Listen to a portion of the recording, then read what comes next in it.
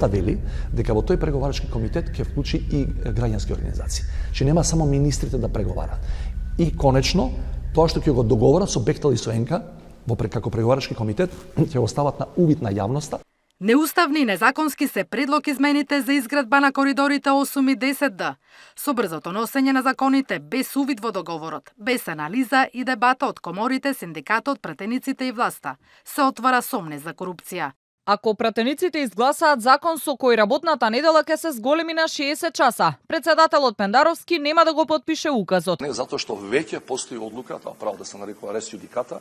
Пендаровски ги потпиша законите за Бехтел и ЕНКА, па кој сака нека се жали пред Уставен суд. Порача македонскиот председател и отиде контра експертите, обичните граѓани, но и Европската Унија. Сите кои го критикуваа новиот закон за работни односи, но и начинот на кој со европско знаменце се донесоа овие закони.